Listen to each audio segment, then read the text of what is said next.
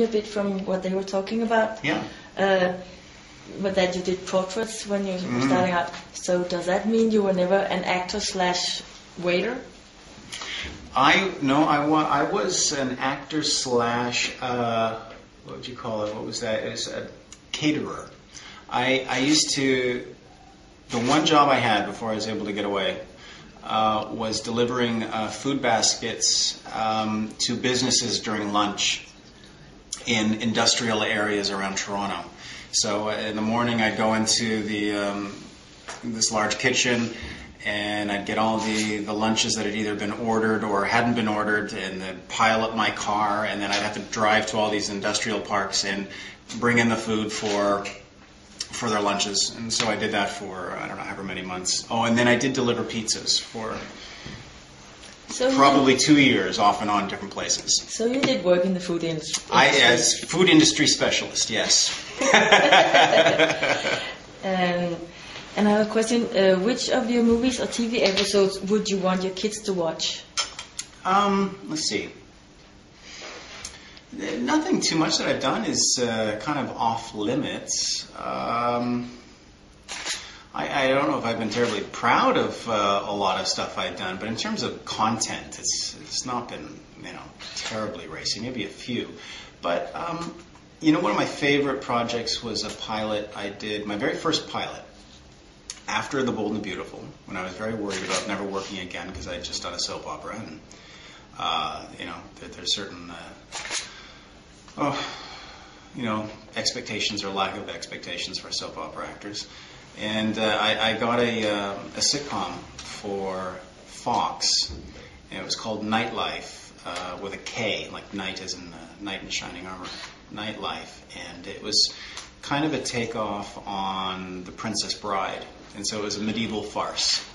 I would have loved that. It was really good. It was really good. I played sort of the Carrie Elway's role, and I had. It was really. It's probably the most exciting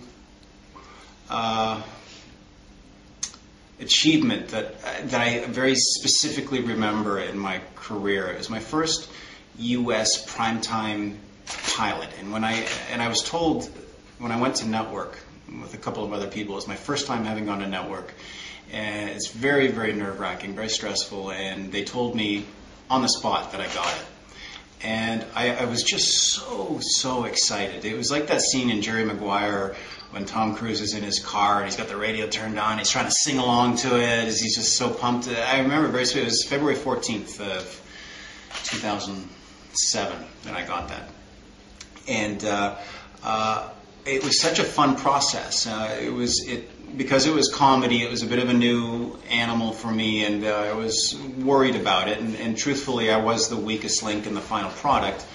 But it was just very, very funny material. It was the most expensive pilot Touchstone had ever done at that time, and I believe Touchstone was behind it. And it was just a wonderful experience. And I remember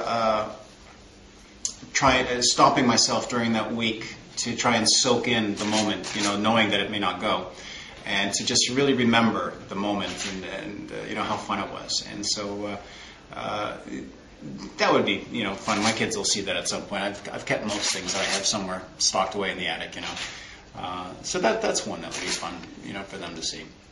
That would be cool if you could bring it to a convention and kind of show it. It's true. Huh?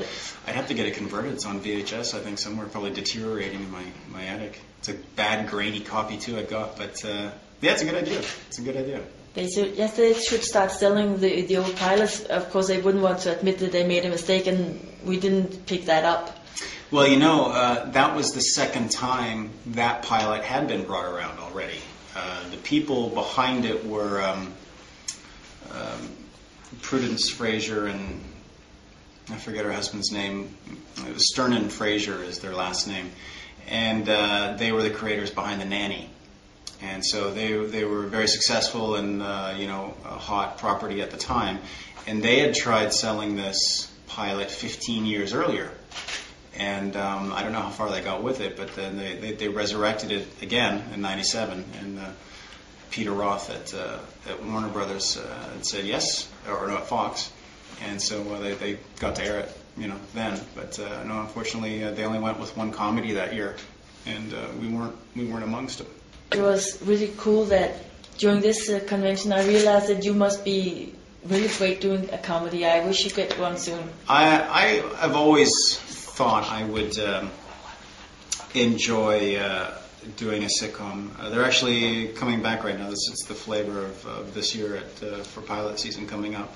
I can't do broad comedy. I can't play the funny man, but I can play the straight man role.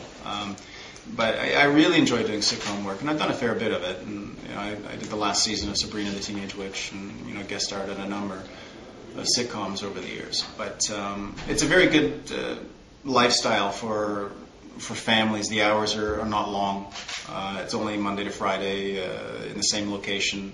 It's the cushiest job for someone who wants to have a regular family life. You can almost be like a normal family without the long hours of drama. And the final question: have you enjoyed RingCon? Would you want to come back?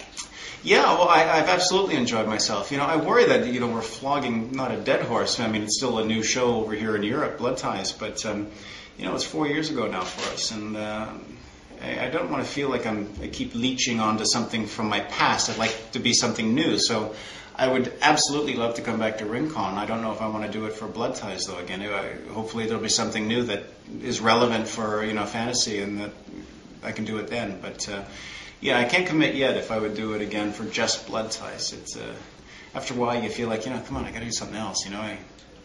Something else, huh?